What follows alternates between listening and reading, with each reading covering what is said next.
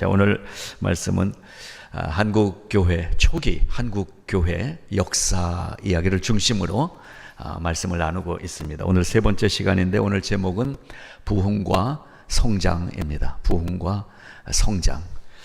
오늘 말씀을 준비하면서도 하나님이 많은 은혜들을 주셨습니다. 먼저는 정말 우리의 심령이 부흥되어야 되겠다.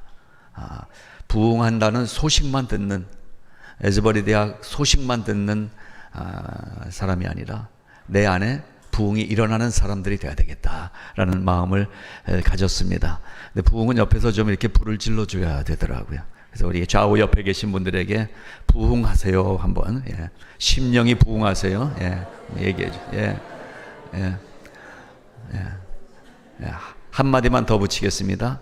말로만 말고요. 예. 예. 예. 오늘 핵심은 그것입니다. 자, 이러고 설교 마치면 여러분이 얼마나 행복하겠습니까마는 또 준비한 말씀, 하나님이 주시는 메시지가 있는 줄로 믿습니다. 자, 필립 이안시라는 대표적인 기독교 저술가는 스타와 그 서번트 이러한 제목의 글을 통해서 이렇게 얘기를 했습니다. 세상에서 성공한 스타가 될 것인가? 섬기는 종의 자리를 선택할 것인가? 우리 기독교인에게 이 질문을 던졌습니다. 우리 한국 초기 교회사를 둘러보게 되면 오늘 이 부흥과 성장의 시대가 오기까지 어떤 일들이 있었는지 하나님의 뜻을 분명하게 찾아볼 수 있습니다. 우리 한국 기독교 역사의 흐름 속에도 이 기독교 역사가 가진 것처럼 한국 교회 역사 속에도 똑같이 고난과 헌신과 핍박과 아픔이라는 시간을 통해서 성장했고 그 시간을 통해서 부흥의 불길이 붙여졌다라는 것을 확인할 수가 있습니다. 130~140여 년 전에 부흥하고 성장을 이루어온 이 한국교회를 상상도 할 수 없는 그때부터 하나님은 불을 지펴주기 시작했습니다. 그리고 130여 년 동안 우리 한국교회는 스타성 지도자들이 많이 탄생했습니다. 연예인 스타처럼 교회 안에도 스타 목사, 스타 기업인들이 탄생했었습니다. 그러나 역사를 들여다보면 한국교회가 이만큼 성장한 것은 어떤 스타 때문이 아니라 조용히 드러나지 않는 종과도 같은 삶을 살았던 우리 신앙의 선배들 때문이었던 걸로 믿어집니다. 막대 그래프로 부흥과 성장을 표시한다면 그래프가 올라갈수록 부흥이고 그래프가 높아갈수록 성장입니다. 이것을 가리켜서 세상 가치관이라고 얘기합니다. 그러나 우리가 갖고 있는 영적 가치관은 이 막대 그래프의 높낮이가 아니라 한 사람의 마음속의 깊이를 통해서 성장을 발견할 수가 있다는 사실입니다. 즉, 한 사람의 심장이 얼마나 뜨거워지는가 하는 것이 부흥이라는 것입니다. 내 심장이 얼마나 예수로 뜨거워지는가가 성장이고 부흥이라는 말씀인 것입니다. 그 뜨거워진 마음이 겉으로 드러난 가장 확실한 증거가 순교인 것입니다. 그래서 한국교회도 순교의 피가 흐른 역사를 갖고 있습니다. 지난주 봤던 것처럼 토마스 선교사가 대동강변에서 불타는 배에서 뛰어내리면서까지 성경을 던지고 결국 창에 찔려 죽는 이 순교가 있었습니다. 그 밖에도 수많은 선교사들이 호주에서, 미국에서, 유럽에서 곳곳에서 모여오면서 안타깝게도 오자마자 풍토병으로 죽은 선교사도 있고 사고로 죽은 선교사도 있고, 그런가 하면 이 선교사의 자녀들 중에는 1살, 2살, 아니 태어난 지 생후 10일밖에 안 되는 아이도 아무 이유도 모른 채 태어났다가 선교사의 자녀라는 이름 때문에 이 조선 땅에서 죽어간 역사도 우리 기독교 역사인 것입니다. 그러나 이 선교 역사 기록은 선교사들이 별로 남긴 흔적도 없고 마치 세상이 거봐 그런데 뭐하러 갔어? 가자마자 죽을 걸 왜 갔어? 라는 판단 앞에서도 결국 하나님의 역사는 그들 때문에 이 아름다운 한국 기독교의 모습으로 성장할 수 있었다. 그래서 우리의 오늘은 하나님의 승리다라는 것을 선포할 수 있기를 바랍니다. 우리가 약할지라도 오늘도 하나님은 그 방법으로 하나님의 역사를 이루어가고 있기 때문에 언제나 하나님은 승리이시다. 사탄이 나를 이기는 것 같아도 사탄의 승리는 눈에 보이는 승리일 뿐이지만 하나님의 승리는 오늘도 완벽한 승리로 우리에게 주어지고 있다는 사실을 믿으시기 바라는 것입니다.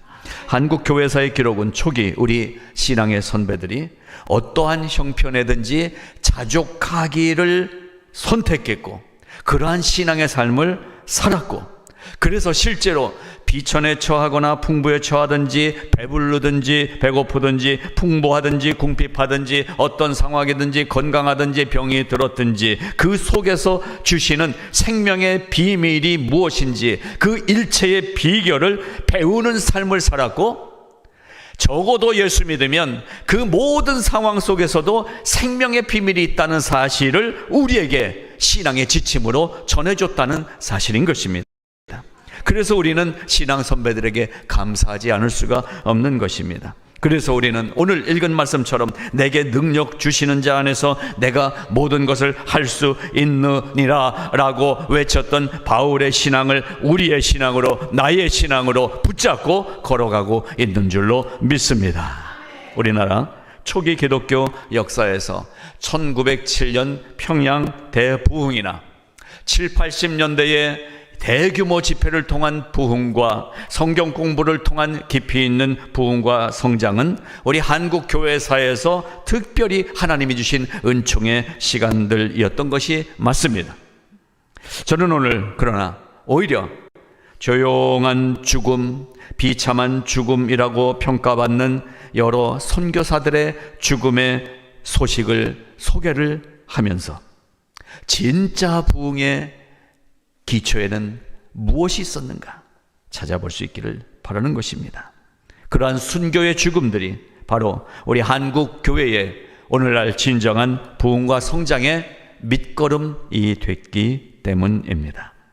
찬란하고 화려한 꽃이 아니어도 그들의 죽음들은 충분히 아름다웠고 영원히 빛날 것을 우리는 믿습니다. 끝이 없어 보이는 일제강점기의 고난의 시간과 그 속에서 목숨까지도 바치는 순교의 신앙, 그리고 그 속에서도 하나님을 떠나면 안 된다 가르친 올곧고 바른 신앙 교육이 한국 교회의 성장을 이루었다고 확신하면서 이 세 가지를 같이 찾아보고자 합니다. 첫째, 핍박과 순환. 핍박과 환난, 고난은 저주가 아니라 영적 축복이다라는 것입니다. 그렇습니다. 이 초기 선교사들의 희생적 죽음이 우리 한국 교회의 부흥과 성장의 밑거름이었다면 한국 교회를 고통스럽게 했던 일제강점기와 같은 순환의 기록은 우리 한국교회 성장과 부흥에 힘있는 발판이 되었던 것을 확인할 수 있습니다. 즉, 고난의 시간이 오히려 우리 한국교회 성장과 부흥의 원동력이었고 우리 개인의 가정의 어려운 문제들이 내가 신앙적으로 깊어질 수 있는 힘이 됐다는 사실인 것입니다. 초기 언더우드 선교사는 두 가지 어려움을 겪었습니다. 그것은 전도 대상자 때문이었습니다. 먼저 고아들에게 다가갔습니다. 가난한 이들에게 다가갔습니다. 그러다 보니까 좀 있는 자들이, 권세가 있고 명예가 있고 돈이 있는 자들이 저 기독교, 저거는 비천한 저런 사람들이나 믿는 거야 라면서 무시를 당했습니다. 거꾸로 시간이 좀 지나가면서 언더우드는 자연스럽게 조정의 임금님과 그리고 대신들과 이러한 있는 자들과 교류할 수 있는 여건들이 만들어졌을 때 또 반대쪽에서는 이제 또 있는 사람들과 어울리는구나, 이러한 비난도 받기도 했습니다.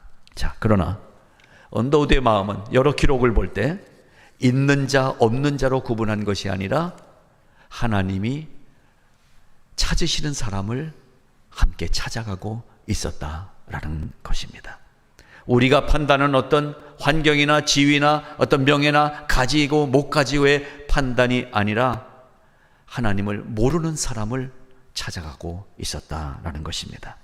그래서 역설적으로 민족의식이 투철한 지식층들이 복음을 받아들이고 기독교 신앙을 갖게 되는 가운데서도 하나님의 역사가 이루어졌고, 가장 무시받는 동물보다도 못한 백정이라는 신분으로 살던 사람이 예수를 만나게 됨으로써 놀라운 하나님의 역사적 주인공이 된 이러한 일들도 우리 역사 속에서 어떠한 세상적인 우리의 판단의 눈은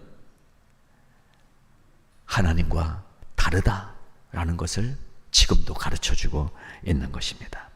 마치 이스라엘 백성들이 포로로 살아가고 죽임을 당하고 나라를 뺏기고 노예 생활을 하고 또 광야의 긴 길을 걸어가면서 비천한 민족처럼 보였을지라도 그 속에서 하나님의 역사가 차근차근 진행됐던 것처럼 우리 한국 교회 역사의 부흥과 성장에 일제 강점기가 36년이나 나라를 뺏기고 있었다는 사실은 영적으로 가장 큰 축복 중에 하나였던 것입니다.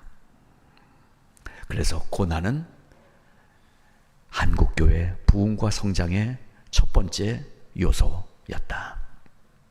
두 번째 요소는 죽음입니다. 죽음.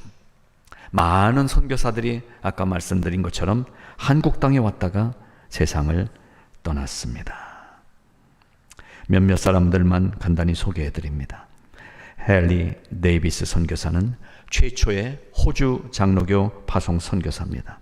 들어온 지 8개월 되는 어느 초여름날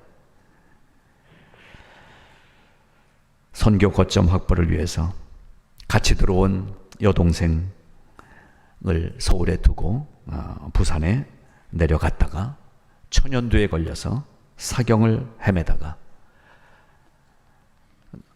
동생이 있는 서울로 돌아오지 못하고 세상을 떠납니다. 헤론 선교사, 테네시 의과대학을 수석으로 졸업하고 너무나 똑똑해서 교수로 요청을 받았는데 그것을 거절하고 이 한국 땅에 와서 제중원, 당시 의료기관 제중원 원장으로 일하던 5년째 되는 여름, 더위와 피로 가운데 이질에 걸려서 젊은 아내와 어린 두 딸을 남겨놓고 세상을 떠납니다. 다니엘 메리 기포트 선교사 부부는 각자 독신으로 와서 한국 땅에서 둘이 선교 사역을 하다가 결혼을 합니다. 경기도 남부 지역에서 사역을 하던 어느 날 남편 다니엘 선교사가 이질에 걸려서 사망하고 한 달 후에 아내 메리 선교사도 어린 딸 하나를 남겨놓고 세상을 떠납니다. 조지 렉 선교사, 미국 대통령이 되는 것보다 나는 외국 선교사가 되고 싶다, 그 마음으로 한국 선교를 결심하고 한국에 온 선교사입니다. 선교사적 긍지를 가지고 얼마나 이 한국 땅에 와서 희망에 부풀어서 선교 사역을 했는지 평양으로 갔어요. 평양에서 사역하다가 젊은 아내와 딸을 남겨두고 세상을 떠납니다. 우리가 잘 아는 아펜셀러 선교사, 목포에서 열리는 성경 번역 회의에 참여하러 가다가 군산 앞바다에서 배가 침몰해서 익사합니다. 월터 존슨 선교사, 결혼한 다음 해에 미루던 신혼여행 겸 선교지를 한국으로 택하고 부부가 들어옵니다. 30살 이 존슨 부부는 일본에 잠시 머물렀다가 이제 들어올 준비를 하고 있는데 한국에 들어오지도 못하고 이 와이프가, 신부가 중이염에 걸려서 일본에서 세상을 떠납니다. 그 찢어지는 마음을 갖고 그래도 한국에 와서 선교해야겠다고 들어오지만 들어오자마자 천연두에 걸려서 세상을 떠납니다. 앤나 미커 선교사 폐혈증, 빈튼 선교사 37살의 폐혈증, 피터스 선교사 폐병, 사무엘 모 선교사 14년을 열심히 사역하다가 장티푸스와 결핵으로 아내와 4 아들을 남겨두고 세상을 떠납니다. 더 안타까운 것은 벤시 베어드, 웰터 빈튼, 프레드 밀러, 로렌스 로즈 형제, 해롤드 로즈 모두 생후 16일부터 11개월, 1살, 2살 선교사의 자녀들도 이 한국 땅에서 세상을 떠났습니다. 여러분, 이러한 기록은 죽음의 기록입니까? 저는 이 말씀을 다시 읽으면서 여기에 생명이 기록되고 있는 것을 발견할 수가 있었습니다.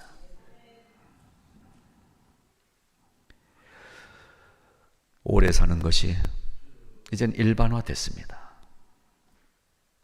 60살 환갑잔치 하면 야단 맞습니다. 요새는 애예요, 애.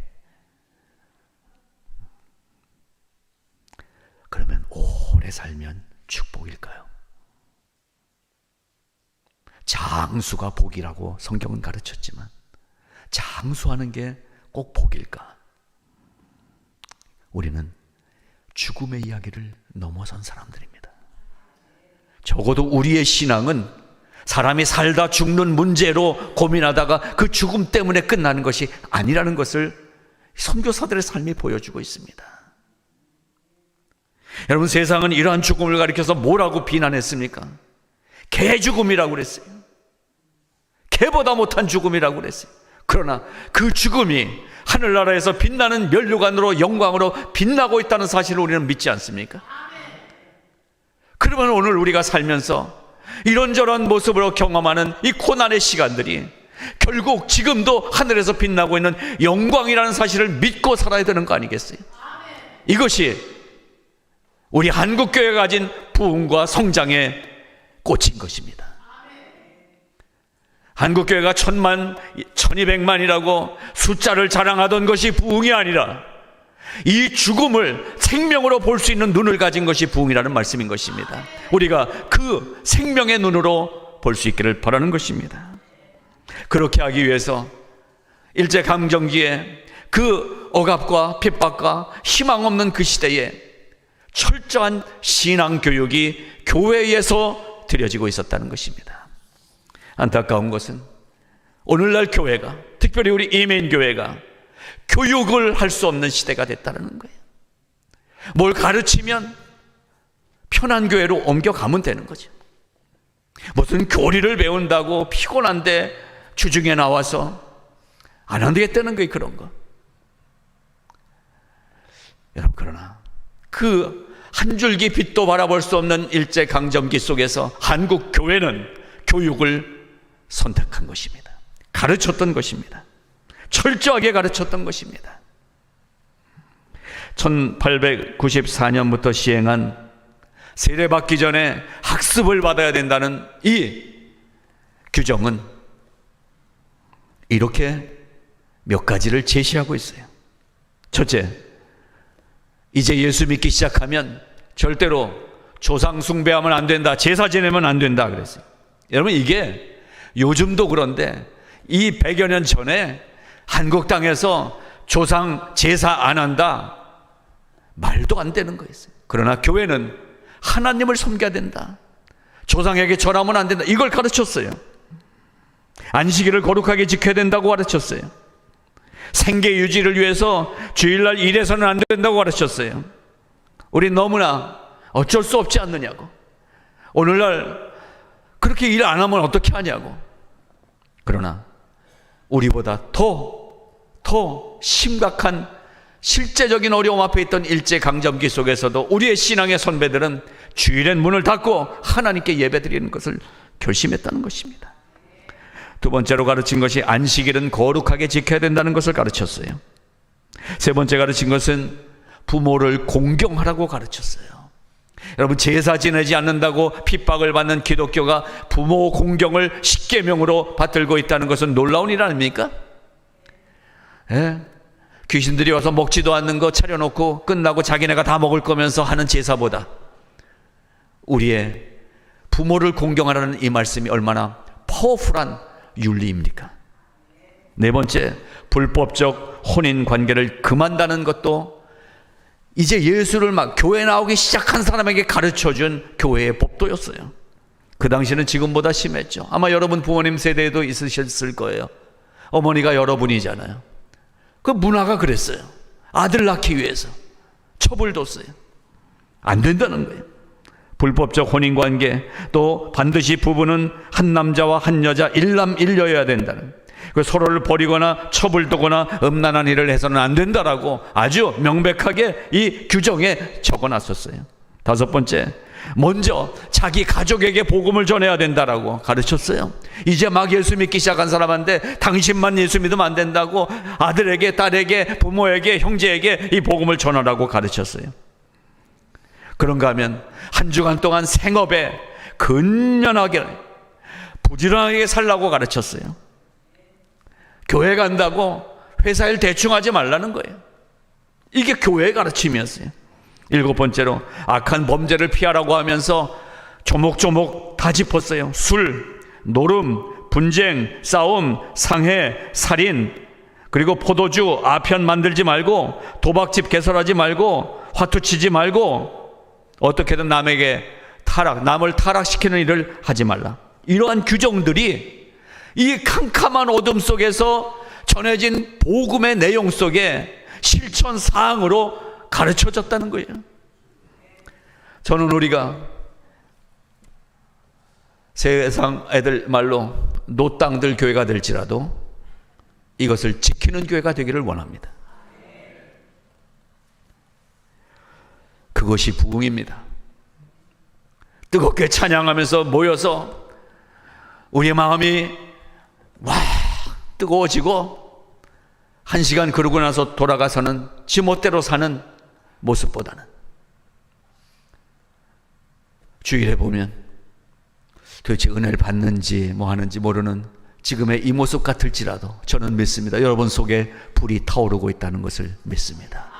그리고 우리가 각자가 한 주간 동안 성경을 쓰고 성경을 함께 읽으면서 내 속에 이 불타오르는 이 뜨거운 신앙을 찾아가고 있다는 것을 믿고 격려하며 지원합니다. 여러분, 1907년의 부흥 집회는 놀라운 역사를 이루었습니다. 그 상황을 성경은 한국 기독교는 정확하게 성경을 중심으로 기록으로 남겨놓고 있습니다. 하디 선교사의 집회부터 이 평양 부흥의 불길이 움직여 오기 시작했어요. 원산에서. 그것이 퍼져나가면서 결국 그 다음 해에 평양 장대현 교회에서 1월 달에 일주일간 부흥회를 하면서 이 불이 타오르기 시작했습니다. 그 교회의 장로였던 길선주 장로가 회개의 고백을 하면서 평양 대부흥의 불길이 타오르기 시작했습니다. 그때 영국의 더 타임즈 기자가 어떻게 왔는지 한국을 왔다가 그 현장을 보고 쓴 기사 내용이 더 타임즈에 남아 있습니다. 이 평양의 부흥의 불길은 그야말로 요원의 불길처럼 번져나가고 있다. 그들은 회개할 수밖에 다른 도리가 없는 사람들처럼 보였다. 놀라운 회개의 물결이 몰아치고 있었던 것입니다. 또한 거기에 머펫 선교사가 그 현장의 기록을 이렇게 한국 장로교회사에 남겼어요. 평양교회 길선주 장로가 경성에 와서 경기도 사경회에 성신도리를 가르칠 때에 성신의 감동을 받아 각기 죄를 자복하고 애통하며 중생의 세례를 받았고 열심히 전도하여 각 교회가 크게 부흥하기 시작했더라. 길선주 장로 한 사람의 마음속에서 일어난 부흥의 불길이 어디 가서 집회를 하던 그 불길이 뜨겁게 전달되기 시작하면서 한국 교회가 부흥하기 시작했던 것입니다. 이 부흥은 2년 후 1909년 황해도 개성에서 3명의 감리교 선교사들이 100만 명 구령 운동 집회를 시작하면서 이어지게 됩니다. 1907년 부흥이 그렇게 뜨겁게 타올랐다가 2년쯤 지나니까 조금 시들해지기 시작했을 때 감리교 선교사 3사람이 100만 명 구령 운동을 시작했다는 거예요. 여러분, 그 당시에 한국 기독교 인구가 몇 명이었어요? 아세요? 어떤 자료에는 한 3만 명으로 나오지만 또 어떤 자료에는 세례교인이 8천 명이라고 나옵니다. 그러니까 크게 잡아서 3만 명 정도밖에 안 되는 한국 전국에 있는 기독교인들에게 외쳐진 것은 100만 명 숫자였어요. 허풍입니까? 놀라운 소망이 담겨져 있는 운동이었어요. 이렇게 100만 명을 외칠 수밖에 없었던 그 당시 정치적인, 사회적인, 또 문화적인, 또 이 국가가, 나라가 없어져 버린 배경 속에서 경상도에 있던 한 관리는 이 상황을 조정해 보고하면서 이렇게 얘기합니다. 지금 경상도는 기독교의 하나님을 믿는 길 밖에는 달리 아무 도리도 없는 처지에 놓여 있다. 저들이 결심함으로 경상도가 변화할 수 있을까? 기대 반, 의심 반으로 조정에 그렇게 보고를 했어요. 또한 그 당시에 전국을 순회하며 전도 집회를 했던 데이비스 선교사는 100만 명이 결신하지 못한다 하더라도 100만 명이 복음의 소식을 들었다면 언젠가는 그들이 복음 안에 들어올 희망을 갖고 우리는 꾸준히 전도하고 꾸준히 기도해야 되지 않겠느냐? 우리가 숫자를 채우기 위해서 전도하는 것입니까? 어느 한 사람, 한 영혼을 위해서 전도하는 거잖아요. 그리고 그 당시에 여성들도 은혜를 받고 여성운동이 시작됐어요. 그 이름이 날연보 운동이에요. 너무나 그땐 가난했어요. 특히 아낙네가 돈을 가질 데가 어디 있어요? 아무것도 없는데 너무 은혜를 받으니까 나도 하나님을 위해서, 교회를 위해서 뭘 하고 싶다. 그래서 움직이기 시작한 운동이 날연보 운동이에요. Day Offering. 나는 드릴 물질이 아무것도 없어서 일주일 중에 하루를 정하는 거예요. 하루를 주님께 드리겠다. 그게 날연보 운동이에요. 나는 건강도 없고 돈도 없고 아무것도 없어요. 그래서 이들 중에는 일주일에 하루를 교회 가서 그냥 교회 변소 청소하고 교회 청소하는 여성들도 있었고, 그날 하루를 집에서 골방에 들어앉아서 하루 종일 교회를 위해서 기도하는 성도들이 생겨요. 이게 날연보 운동입니다. 여러분, 오늘 이 운동이 필요하지 않겠어요? 우리가 뭘 모여서 현수막 크게 걸어놓고 행사를 하고, 지금 우리에게 필요한 것은 날연보 운동인 것 같아요. 내가 나에게 주어진 시간에 물리적 시간을 떼어서 하나님께 드리는 이 마음. 부흥과 성장의 주인공은 언제나 스타가 아니라 서번트가 이루어냈다라는 사실이 기독교의 역사인 것입니다. 지금 우리는 어떻게 보면 일제강점기보다 더 극심한 영적 전쟁의 시대를 살고 있습니다. 사회적으로, 정신적으로, 문화적으로, 교육적으로, 정치적으로, 경제적으로 지금은 암울합니다. 학교 이야기를 들어보시면 심각합니다. 모든 가치가, 반기독교적인 가치가 우위를 점하기 시작했습니다. 하나님을 대적하는 세력들이 더 파워풀하게 대적하고 있습니다. 우리가 잘 알고 있는 큰 기업들, 대표적인 스타벅스 같은 이런 기업들, 반기독교적인 정신을 갖고 운영되는 기업입니다. 알면서도 참새가 방앗간을 지나지 못하듯 놀만디와 레돈도비치 코너에 있는 스타벅스를 꼭 들려야 되는 우리가 반성해야 될 일도 아닌가 생각합니다. 그러나 우리는 압니다. 하나님이 우리에게 성령을 주시고 지혜를 주시기 때문에 우리는 알고 믿습니다. 바로 오늘이 나의 부흥의 날임을 믿습니다. 1907년에 평양의 그 사건이 얼마 전 에즈버리 대학교에 움직여가는 이 놀라운 성령의 흐름을 들려온 뉴스가 아니라 내 속에서 경험되는 이야기가 될 수 있다는 사실을 믿는 것입니다. 그래서 오늘 내가 차근차근 하루하루 올곧게 바르게 성장하는 믿음의 삶을 살아야겠다라고, 내가 그 부흥의 주인공이 되어야 되겠다고, 내가 뭔가 가진 다음에 뭔가 하나님을 위하여 일을 하겠다는 선언이 아니라 지금 당장 오늘 이 시간 모든 것이 막혀있고 시간도 낼 수 없고 드릴 돈도 없고 어떻게 할 수 없는 내 묶여있는 것 같은 지금의 이 이민의 작은 삶 속에서라도 날연보를 들여서라도 하나님께 가까이 갈 수 있다는 사실을 믿고 날마다 주께 가까이 가겠습니다. 걸어가는 우리의 걸음을 선택하는 이 아침이 되기를 바라는 것입니다. 하나님은 우리를 기다리고 계십니다. 나를 기다리고 계십니다. 정말 저는 원하는 것이 우리 교회가 빨리 한 500명쯤 돼서 건물도 크게 하고 이러고 많이 선교도 하고 이런 교회가 되기를 원하는 목사가 되기를 제가 오늘 선포한다면 여러분 이 교회를 빨리 떠나시기 바랍니다. 저는 한 번도 우리 교회를 기도하면서 하나님 200명 되게 해주세요, 헌금 많이 하는 집사님 보내주세요, 저는 원하지도 않았고 그러한 기도를 경멸합니다. 그것은 기도가 아닙니다.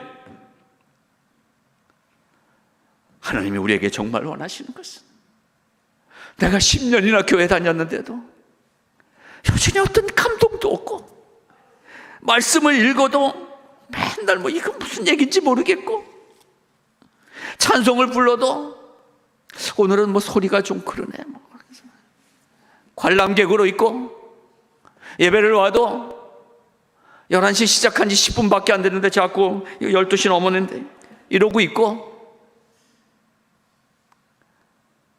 내가 그래도 이 정도인데 폼이나 잡고 여러분 그거 아니에요. 너무 윤리적으로 예수 믿으려고 하지 마세요. 나 정도 되는 사람이 그렇게 때로는 주여 주여 부르짖는 이 무지렁이 시골 노인네의 기도 같은 그 부르짖는 기도가 나에게도 필요하다는 사실을 여러분 믿으시기 바랍니다. 때로는 한마디 주님이라고 부를 수도 없는 이 갈기갈기 찢어지는 여러분의 삶의 현장에서 주여 주여 혼자 엎드려 기도하는 그 골방의 기도를 선택하는 우리가 돼야 되지 않겠느냐라는 것입니다. 목사에게 얼굴 도장 찍어갖고 뭐가 남아요? 나 주의로 왔습니다. 잘 오셨어요. 잘 오셨는데 제가 얼굴 도장 찍은들 여러분에게 밥이나 사주겠습니까? 하나님을 만나야 돼요. 하나님 만나는 거예요. 우리가 성화 동창 모임 아니잖아요. 동창회입니까 이게? 우리가 함께 모여서 비즈니스 하자는 거예요? 아니잖아요. 뭐예요? 이 한국 땅 와서 선교 한마디도 전도도 못하고 오자마자 죽어버린 이 선교사의 삶을 하나님이 귀하게 보신다면 우리가 무엇을 이루는 것보다 오늘 하나님을 사모하는 이 간절한 마음이 귀한 거 아니겠어요? 진짜를 만날 수 있길 바랍니다. 여러분 교회는 하나님의 이 말씀을 함께 붙잡는 거예요. 정말 왜 교회에 갔는지 모르겠어요. 오늘은 왜 점심이 콩나물밖에 없냐고. 나가서 사 먹어요. 그런 건 교회에서 밥 한 끼 못 먹어도 오늘 우리 공동체에 주시는 말씀은 먹고 가야 되지 않느냐라는 거예요. 살아야 되지 않는 거예요. 이 육체만 살면 뭐예요? 건강한 사람만 사는 거라면 저처럼 수술 몇 번 한 사람은 빨리 갔어야죠. 영이 살아야 돼요. 영이. 우리 교회에 이 성령의 역사가 일어나기를 바랍니다. 한 사람 한 사람의 심령 속에서 타오르는 불길이 놀라운 부흥의 역사를 이루어되기를 바라는 것입니다. 함께 갈 것입니다. 우리가 함께 격려할 것입니다. 함께 앞서거니 뒤서거니 천국을 향하여 한 걸음씩 한 걸음씩 주님께 가기를 원하는 것입니다. 더 이상 바랄 것이 없기를 바랍니다. 주님만 바라면 먼저 그 나라와 의를 구하라. 그리하면 이 모든 것을 너에게 더해 주리라고 성경은 분명히 말씀하셨어요. 어리석은 자처럼 쌀집에 가서 대박에 담아있는 안에 쌀은 빼고 요 덤으로 있는 요것만 주세요 받아오는 이 무식하고 어리석은 자가 우리 아닙니까? 돈만 주세요, 건강만 주세요, 돈만 받아가지고 조금 살다가 끝나는 인생이면 뭐가 우리의 신앙이 유익하겠습니까? 진짜를 담아와야지요. 생명 있는 복음의 역사를 우리 속에서부터 이뤄가기를 바랍니다. 그러기 위해서 교회는 여러분을 위해서 기도하는 거예요. 바른 가치관을 갖자고, 똑바로 살자고, 교회 다니면서도 신앙이 있다고 하면서도 세상의 가치관을 여전히 내 삶의 기둥으로 붙잡고 가는 어리석은 자가 되지 않게 해달라고. 세상 건 다 부러지는 거 우리가 알잖아요. 지금까지 수십 년 살면서 경험하시고 알잖아요. 근데 왜 지금도 여전히 이 부러지는 세상 기둥 붙들고 있어요? 주님 붙드는 거죠. 그 주님이 우리를 홀로 두지 않으신대요. 성령으로 함께 해주신대요. 그것을 사모하는 우리의 마음이 복된 것입니다. 그래서 교회에서 모일 때마다 서로에게 이 성령의 기둥 붙잡는 놀라운 은총들을 격려하는 것입니다. 한국 기독교 역사는 이렇게 진행돼 왔습니다. 일제강점기를 혹독한 고난 속에서 믿음을 지켰기 때문에 이어 6.25 전쟁이 나고 경제성장기를 지내며 지금까지도 여와 야가 또 보수와 진보가 싸우고 있을지라도 하나님이 인도하시는 이 한국 땅의 흐름은 올곧게 진행될 것입니다. 거기에 교회가 있어야 되는 것입니다. 이 미국 땅이 온갖 대표적인 것들로 덮여가고 있을지라도 미국에 있는 모든 교회들이 바른 길로 걸어가면 미국은 하나님의 뜻을 이루어갈 것입니다. 우리도 그 길에 서 있는 교회가 되기를 바라는 것입니다. 여러분을 정말 말씀으로 축복합니다. 말씀으로 축복합니다. 말씀을 사모하여 얻은 그 영적 충만함 위에 하나님이 여러분의 이 인생의 삶 속에도 더해 주시는 복을 주시기를 축복합니다. 그래요. 영과 육이 강건하여 또 한 주간 힘 있는, 능력 있는, 기쁨 넘치는, 평강으로 충만한 하나님과 동행하는 걸음이 되시기를 주님의 이름으로 축복합니다. 하나님 아버지 은혜를 감사합니다. 우리 선배들의 신앙의 걸음을 돌아봅니다. 아버지 하나님, 세상에서는 비난받고 무시당했지만 하늘에 빛나는 영광의 면류관이 저들 가운데 있는 것을 봅니다. 우리도 어리석은 자처럼 돈만 받아가지고 오는 인생 되지 않게 하시고 대박 가득히 채워진 하나님의 은혜의 삶이 되게 하여 주시옵소서. 예수님 이름으로 감사하며 기도드리옵나이다. 아멘. 아멘.